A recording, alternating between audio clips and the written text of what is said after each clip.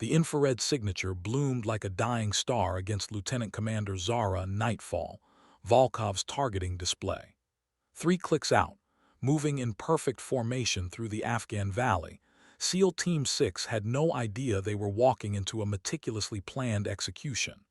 The enemy snipers had been watching, waiting, calculating windage and elevation for the past 47 minutes. What they hadn't calculated was the Predator circling 23,000 feet above them, piloted by a woman they'd never see coming.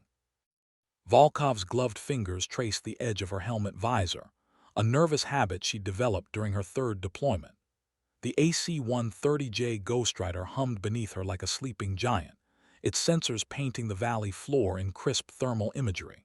She could see everything: the SEAL team's heat signatures moving through the dried riverbed, the 3 sniper nests carved into the rocky outcroppings, even the faint warmth residue from freshly disturbed earth where IEDs waited like buried teeth. "Nightfall, this is Overlord," crackled through her headset. "Confirm visual on package." She keyed her mic with practiced precision. "Overlord, Nightfall. Package confirmed. 8 souls moving northeast through grid reference Tango 77. Multiple hostile signatures in Overwatch positions."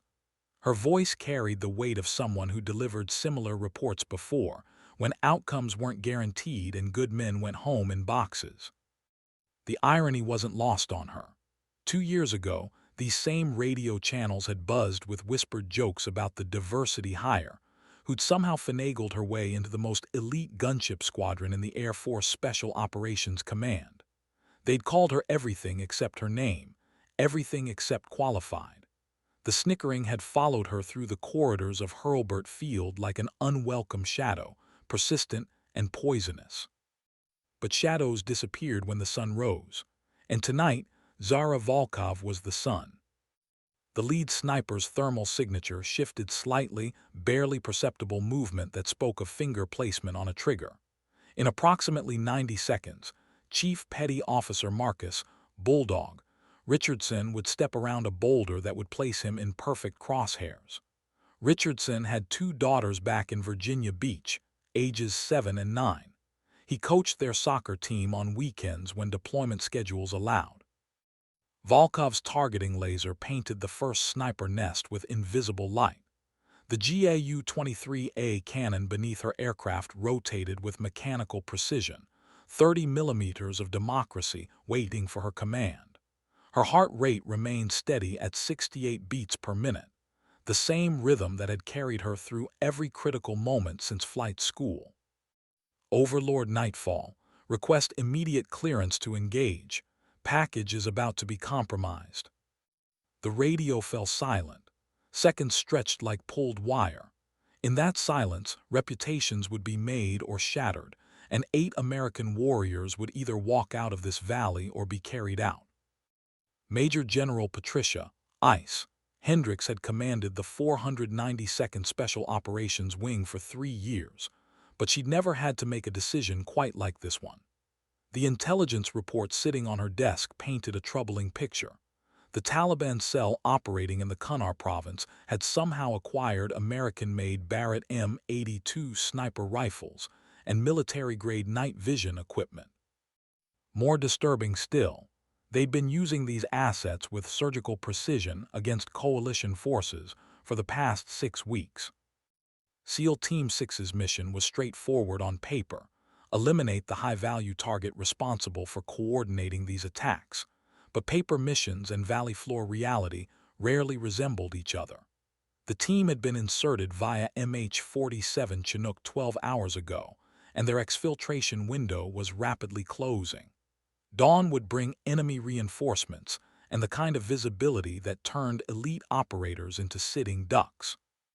"Ma'am," her aide stepped into the command bunker, tablet in hand. "Lieutenant Commander Volkov is requesting immediate clearance to engage. The package is in imminent danger."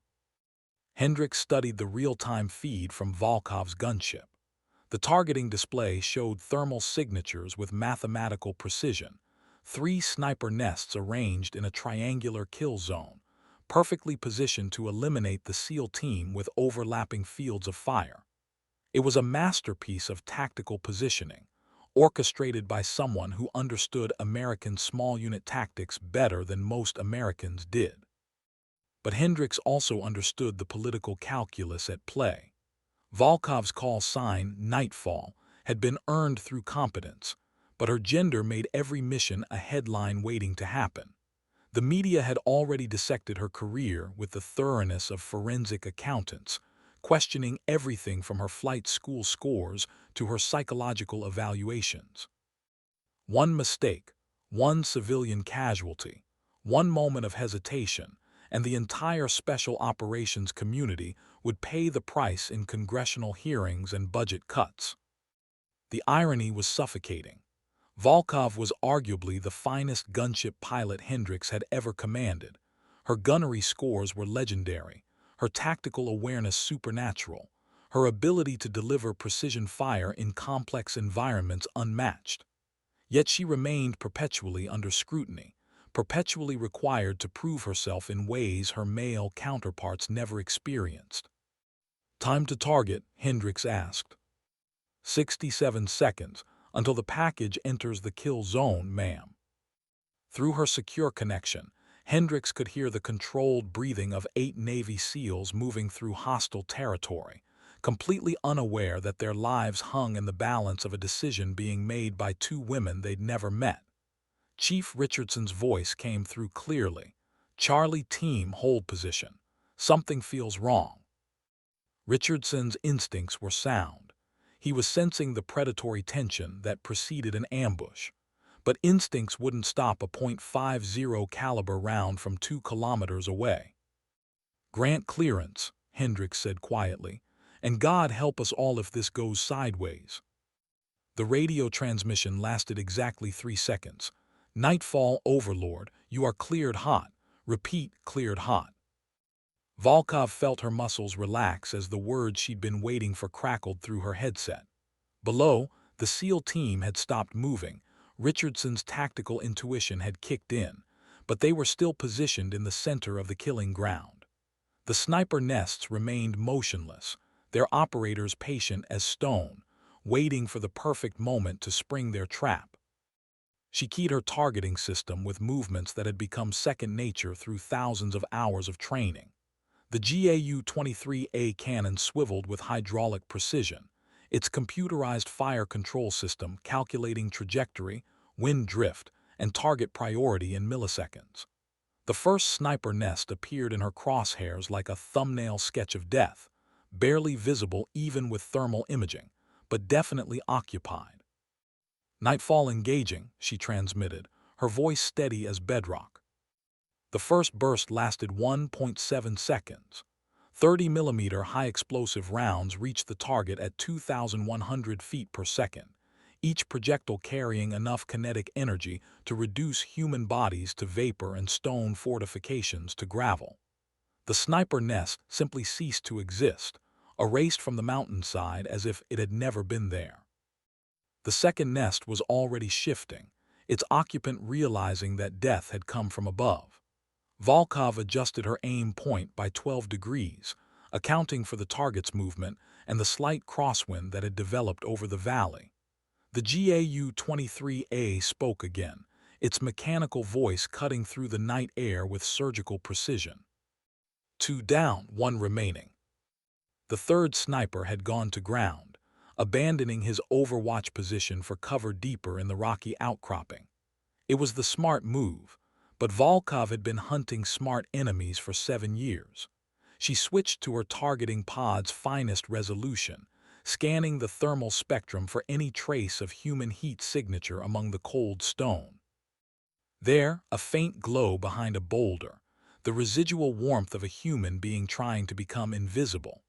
The target was approximately 40 meters from his original position, probably armed with more than just a sniper rifle, possibly equipped with anti-aircraft weapons that could threaten her gunship. "Package, this is Nightfall," she transmitted to the SEAL team. "2 threats neutralized, 1 rabbit running. Maintain current position while I flush him out." Chief Richardson's response came immediately. "Roger, Nightfall. We're painting the target area with IR strobes. Keep the rain coming." The satisfaction in Richardson's voice was unmistakable. The same SEAL who'd probably heard the whispered comments about diversity hires and political correctness was now trusting his life to her competence. The transformation wasn't lost on Volkov. Respect earned through fire had a way of burning away prejudice. The third sniper made his mistake by moving too quickly between cover positions.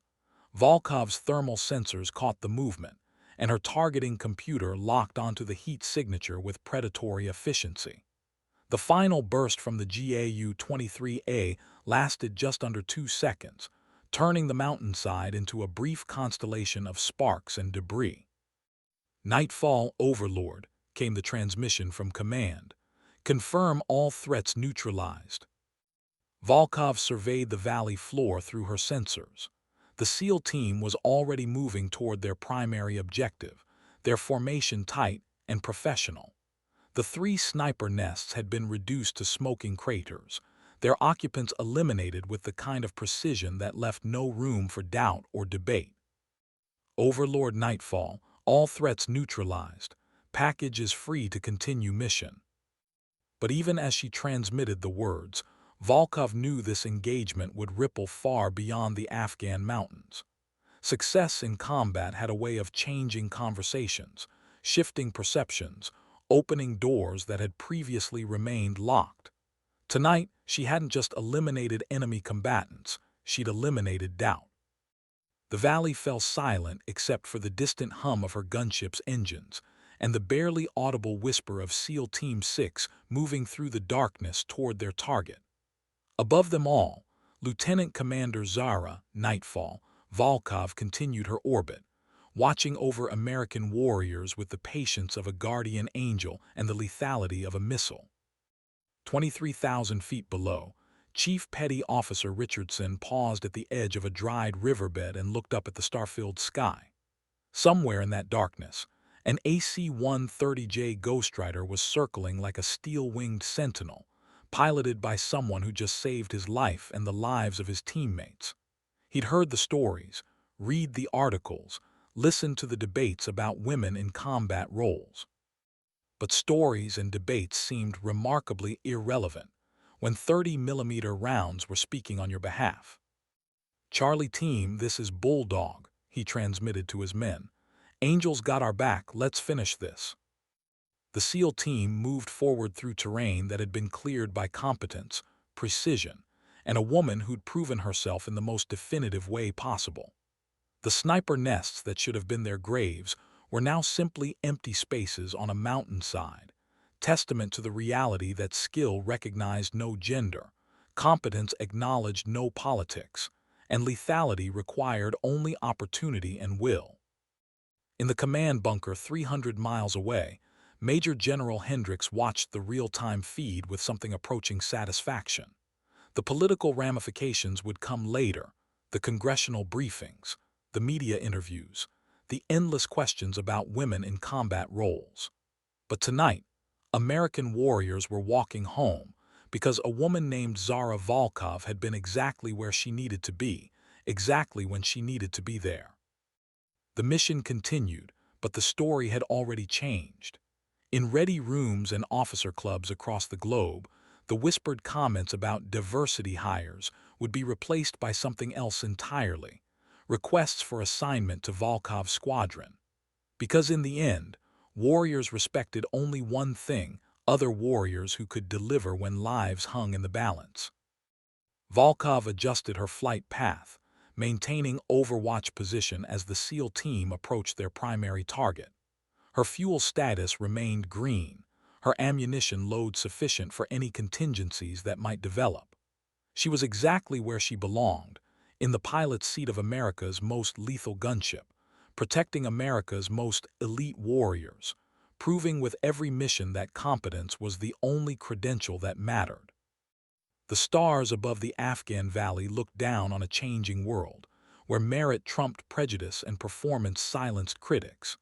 It was a beautiful night to be alive, especially if you were an American serviceman with Nightfall watching over you. The compound appeared on Volkov's sensors like a geometric aberration against the natural landscape, straight lines and right angles where nature preferred curves and chaos.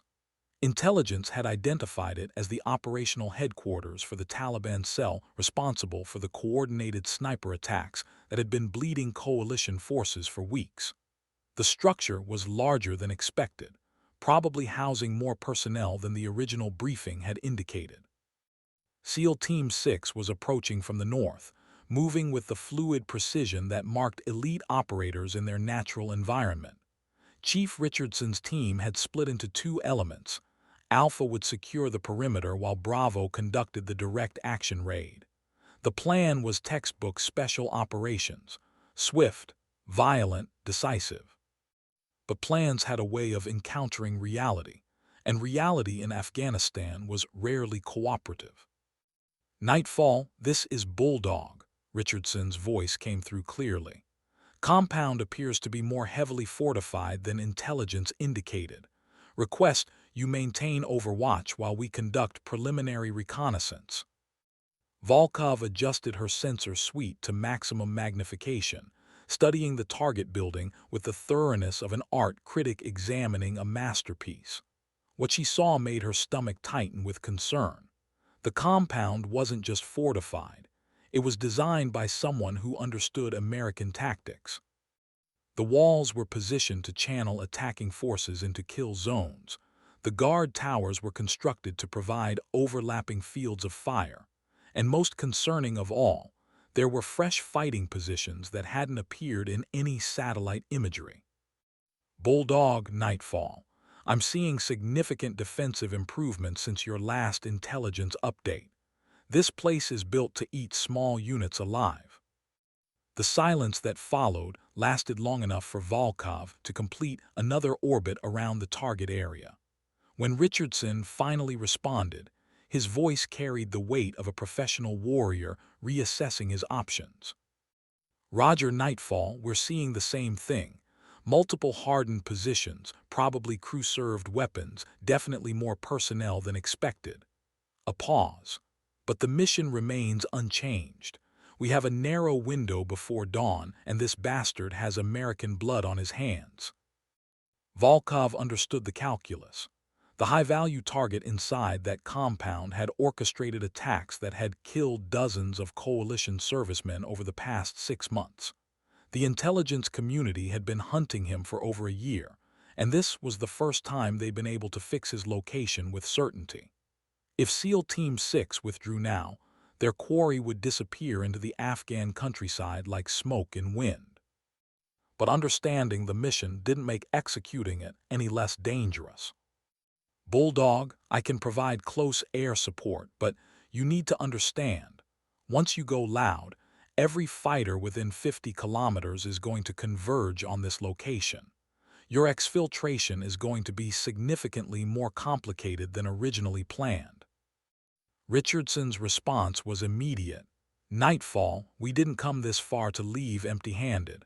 We're going to hit this place, eliminate the target, and get home for breakfast. Just keep the door open for us."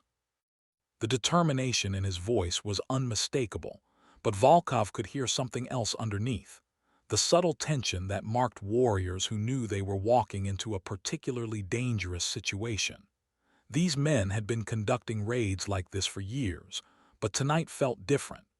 The enemy had prepared for their arrival with a thoroughness that suggested inside knowledge of American tactics. "Roger, Bulldog. Nightfall will provide overwatch and close air support as required.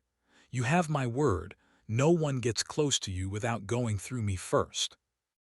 As she spoke the words, Volkov realized she was making a promise that might require everything she had to give. The compound below was a fortress designed to kill American Special Operations Forces, defended by enemies who'd been studying their tactics for years.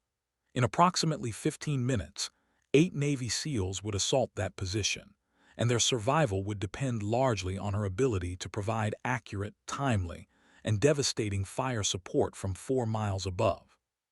She checked her ammunition status one final time. 220 rounds of 30mm high explosive, sufficient for approximately 30 seconds of sustained fire. It would have to be enough, because down in that valley, 8 American warriors were about to bet their lives on her competence, and she'd be damned if she let them down. The first explosion lit up the night sky like a miniature sun, followed immediately by the distinctive chatter of automatic weapons fire. SEAL Team 6 had initiated their assault, and the compound was responding with the kind of coordinated defensive fire that spoke of training, preparation, and intimate knowledge of American small unit tactics. Nightfall Bulldog. We're taking heavy fire from multiple positions. Need immediate suppression on the northwest tower. Volkov's targeting system was already locked onto the structure Richardson had identified. The tower's muzzle flashes were clearly visible through her thermal imaging.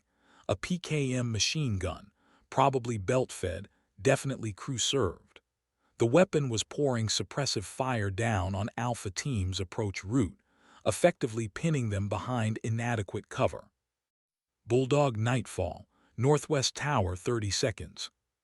She adjusted her flight path to achieve the optimal firing angle, compensating for wind drift and the gunship's forward velocity. The GAU-23A cannon rotated smoothly on its mount, the targeting computer calculating the precise moment to release death from above. The cannon spoke with mechanical authority, sending a concentrated burst of 30mm rounds into the tower structure. The building simply disintegrated, reduced to rubble and dust in the space of 2 heartbeats. The machine gun fell silent, its crew eliminated along with their position. Good hit Nightfall, Alpha Team is moving. But even as Richardson's team advanced, new muzzle flashes erupted from positions that hadn't been visible before. The compound's defenders were revealing their full strength, and what they revealed was troubling. This wasn't a typical Taliban cell. The weapons were too sophisticated, the tactics too coordinated, the defensive positions too well prepared. Bulldog, be advised, you're facing a significant defensive force. I count at least 20 fighting positions, possibly more. These guys are prepared for your arrival. Richardson's response came between bursts of gunfire. Roger, Nightfall, we're committed now. Need you to keep the pressure on their secondary positions while Bravo Team moves to breach.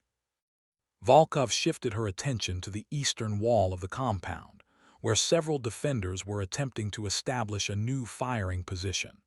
Her targeting system locked onto their heat signatures with predatory precision. The GAU-23A cannon adjusted its aim point, and another burst of high-explosive rounds eliminated the threat before it could fully develop. But with each position she destroyed, another seemed to take its place. The compound was revealing defensive layers that had been invisible to satellite reconnaissance, hidden positions that only became apparent when occupied by men trying to kill Americans. Whoever had designed this fortress understood the capabilities and limitations of U.S. intelligence gathering, and they'd planned accordingly. Nightfall Bulldog. Bravo Team is at the breach point, but we're seeing movement in the secondary buildings. Looks like reinforcements are moving to flank our position. Volkov's sensors picked up the heat signatures Richardson was describing. Approximately a dozen fighters moving through covered positions toward the SEAL's eastern flank. If they reached their intended positions, Alpha Team would be caught in a crossfire with no avenue of retreat.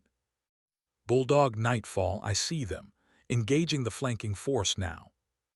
The targeting computer painted the moving enemy fighters with digital precision, tracking their progress through the compound's defensive maze. Volkov waited until they were concentrated in a narrow alleyway between buildings, then delivered a precision strike that eliminated the entire flanking element in a single devastating burst. Excellent work, Nightfall. Bravo Team is inside the main building. But the celebration was premature. Even as Richardson spoke, Volkov's sensors detected new movement on the compound's periphery, vehicles approaching from multiple directions, their heat signatures suggesting they were carrying additional fighters to reinforce the defense. Bulldog, be advised. You have company coming. Multiple vehicles approaching from north and east. Estimate 40 to 50 additional fighters inbound. Your exfiltration window is about to get very narrow. The silence that followed lasted exactly 3 seconds, long enough for Richardson to process the tactical implications of what she just told him. The SEAL team was deep inside a fortified compound, surrounded by enemies, with reinforcements converging on their position. Their extraction helicopter was 30 minutes out, and they were about to be outnumbered by approximately 4 to 1. It was the kind of situation that turned elite operators into statistics, missions into memorials, and successful careers into cautionary tales told in military academies. But it was also the kind of situation where legends were born. Roger, Nightfall, we're going to finish this and get home. Just keep those reinforcements off our backs. The determination in Richardson's voice was absolute, but Volkov could hear the underlying tension. The SEAL team was committed now, retreat wasn't an option, and success required perfect execution under impossible circumstances. Their survival depended on her ability to hold off a superior force while they completed their mission and fought their way to the extraction point. She checked her ammunition status again. 175 rounds remaining. It would have to be enough to keep 40 to 50 enemy fighters at bay, while 8 American warriors conducted the most important mission of their careers. The compound erupted in sustained gunfire as Bravo team engaged targets inside the main building. Muzzle flashes strobed like deadly lightning, illuminating the night in brief, violent bursts. Through her thermal imaging, Volkov could see the heat signatures of running men, falling bodies, and the controlled chaos that marked close-quarters combat between elite forces. Nightfall, Bulldog, target secured. I repeat, target secured. Beginning withdrawal to extract Point Alpha. Richardson's voice carried the satisfaction of a job well done, but the celebration was premature. The first vehicle convoy was less than 2 minutes from the compound, and the Eastern Approach team was moving to cut off the SEAL's primary escape route. The mission might be accomplished, but the warriors who accomplished it were still deep in hostile territory with limited options for survival. Bulldog, Nightfall. Recommend you adjust your withdrawal route to extract Point Bravo. Primary route is about to be compromised. Even as she transmitted the warning, Volkov was repositioning her gunship to engage the approaching vehicles. The targeting computer painted the lead truck with digital crosshairs, calculating the precise moment to deliver maximum destruction with minimum ammunition expenditure. The GAU-23A cannon spoke with mechanical precision, sending a concentrated burst into the vehicle's engine compartment. The truck exploded in a fireball that illuminated the surrounding landscape, its destruction sending a clear message to the following vehicles about the price of approaching American warriors. But the enemy convoy didn't retreat. Instead, the surviving vehicles dispersed into tactical formation, their occupants dismounting to establish firing positions that would allow them to engage both the gunship and the withdrawing SEAL team. These weren't typical Taliban fighters. They moved with discipline and purpose, suggesting training and leadership that exceeded normal insurgent capabilities. Bulldog, be advised. These aren't your average bad guys. They're moving like they've had professional military training. Richardson's response came between bursts of covering fire. Roger, Nightfall. We're seeing the same thing. Coordinated movement, proper use of cover and concealment, disciplined fire control. Someone's been teaching these bastards how to fight Americans. The implications were troubling. If enemy forces in Afghanistan were receiving advanced tactical training, every coalition operation in the region would face increased risk.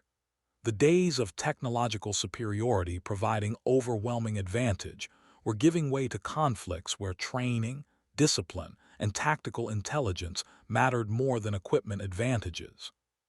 But tactical implications were a concern for intelligence analysts and strategic planners. Tonight, Volkov's concern was keeping 8 American warriors alive long enough to reach their extraction point. The Eastern convoy had reached the compound and was deploying fighters to block the SEALs' withdrawal route. Volkov adjusted her targeting solution, preparing to deliver precision fire that would clear the path without endangering the friendly forces moving through the area. Bulldog Nightfall, I'm going to clear your path in 30 seconds. Be ready to move fast when I light up the eastern approach. Roger Nightfall, Alpha Team is ready to move on your signal. Volkov's targeting computer painted multiple enemy positions with digital precision.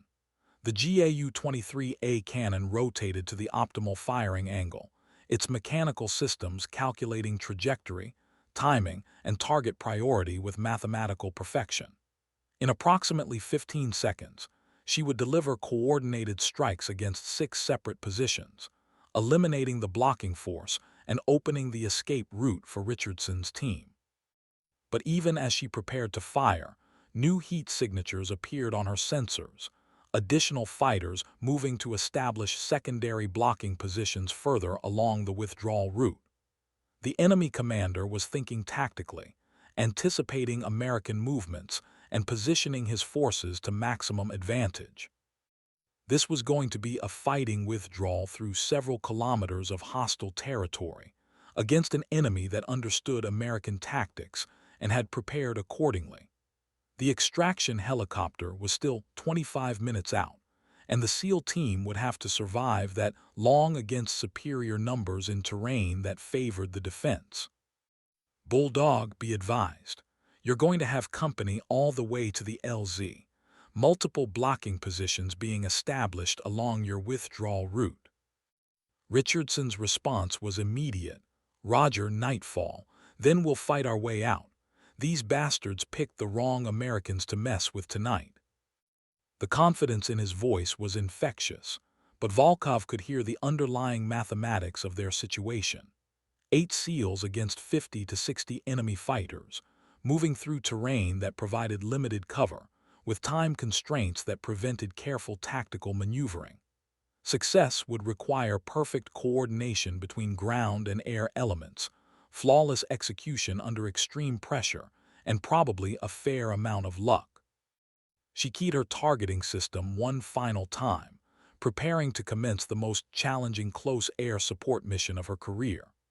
In the next 25 minutes, she would need to provide continuous fire support while managing ammunition conservation, avoiding friendly fire incidents, and maintaining the kind of precision that kept American warriors alive in impossible situations. Bulldog Nightfall, beginning suppression of eastern blocking positions, move on my tracers.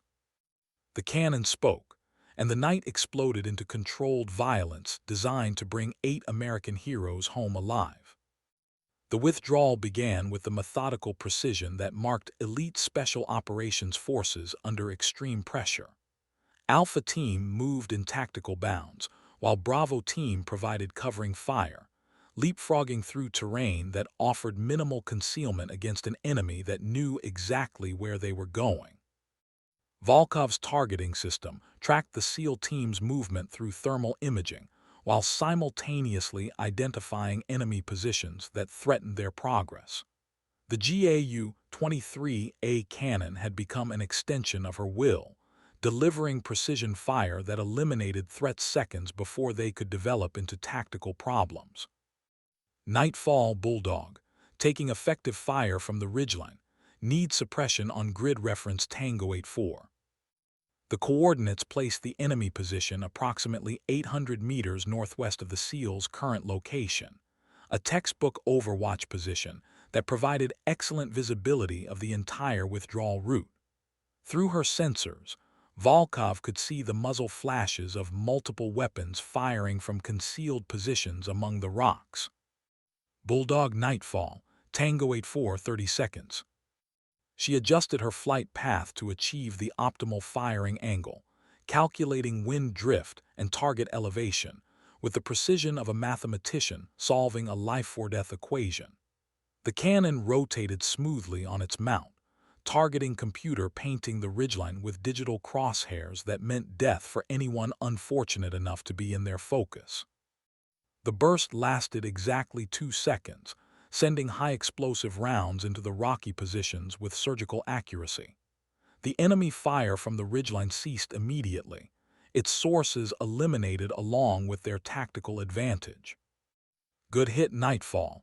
Alpha Team is moving to checkpoint 2. But even as one threat was eliminated, others emerged from the darkness like malevolent spirits. The enemy commander was revealing the full depth of his preparation, positioning fighters at every natural choke point along the withdrawal route. Each position was manned by disciplined soldiers who understood the value of patience, waiting until American forces were committed before revealing their locations. Bulldog, be advised. I'm seeing heat signatures at checkpoint 3.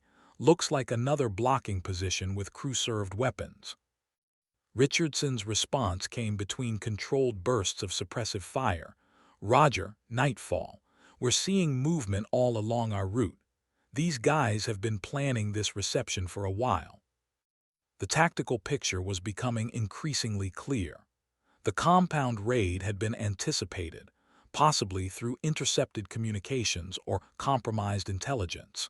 The enemy had prepared multiple defensive layers, turning the entire withdrawal route into a gauntlet designed to bleed American forces with each kilometer of progress.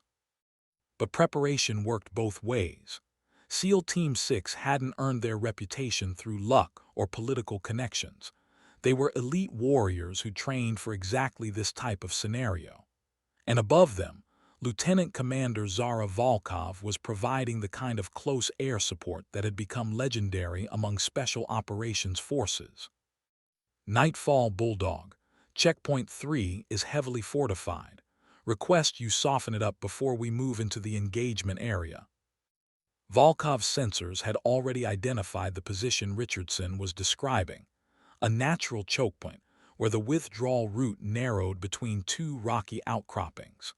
The enemy had positioned multiple weapon systems to create overlapping fields of fire, turning the passage into a killing ground for anyone attempting to move through. Bulldog, Nightfall. Checkpoint 3 in 60 seconds. Recommend you hold position until I've completed suppression.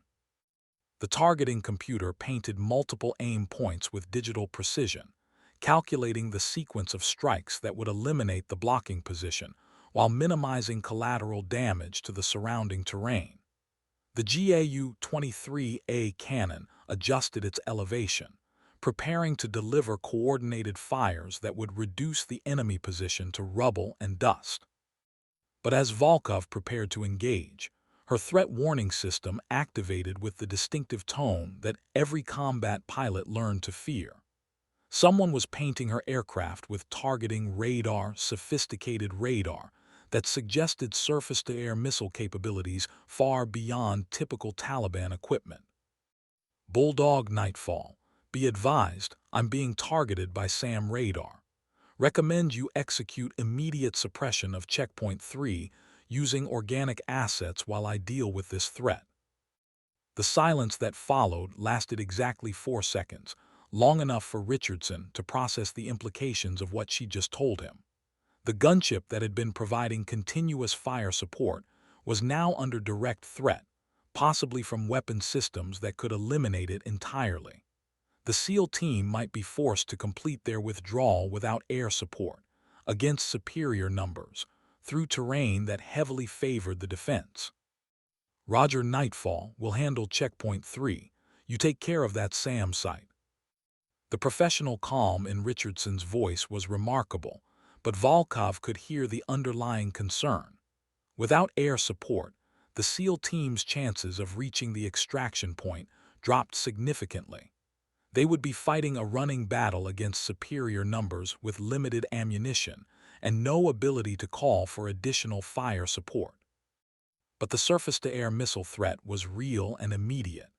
If her gunship was eliminated, the SEAL team would lose not only fire support, but also their primary means of coordinated extraction.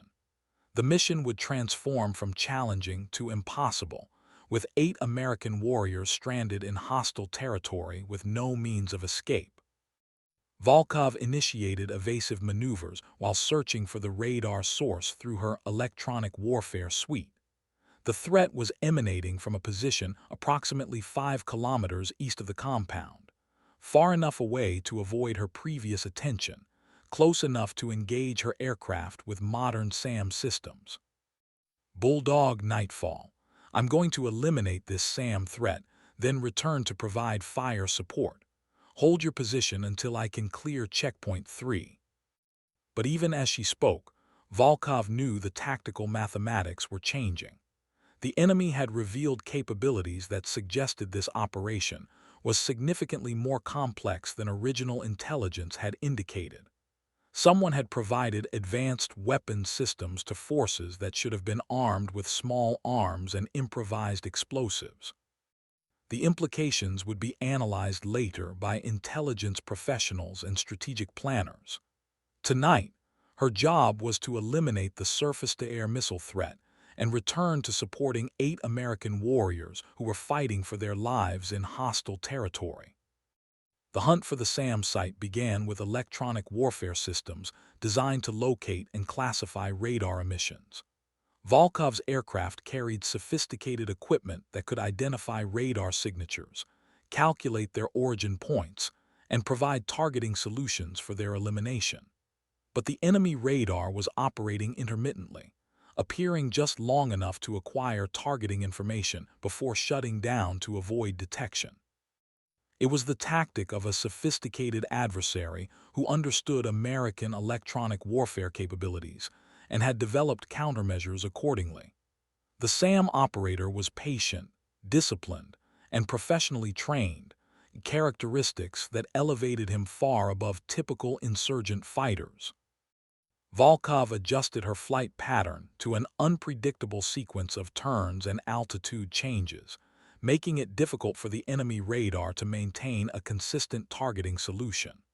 While maneuvering, she monitored the radio traffic from SEAL Team 6, listening to the controlled chaos of professional warriors fighting through multiple enemy positions.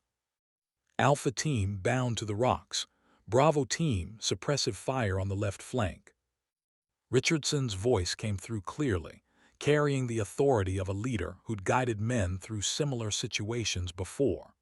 But underneath the professional calm, Volkov could hear the strain of sustained combat against superior numbers. The SEAL team was expending ammunition at an unsustainable rate, fighting through positions that should have been eliminated by air support. The enemy radar activated again, painting her aircraft for approximately 8 seconds before shutting down. But 8 seconds was sufficient for Volkov's electronic warfare systems to triangulate the source and provide a precise targeting solution. The SAM site was located in a natural depression approximately 3 kilometers northeast of her current position, probably camouflaged and defended by supporting infantry. Bulldog Nightfall. I have a fix on the SAM site.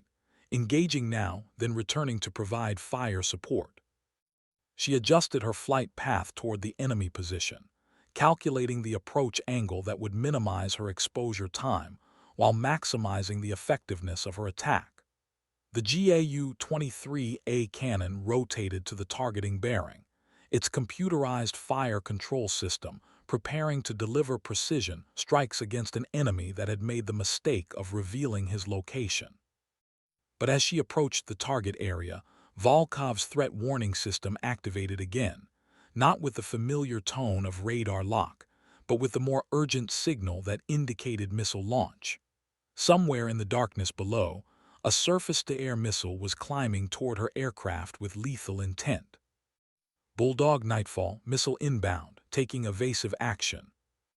The next 30 seconds would determine whether Lieutenant Commander Zara Volkov returned to provide fire support for 8 American warriors, or whether her gunship became a fireball lighting up the Afghan night sky.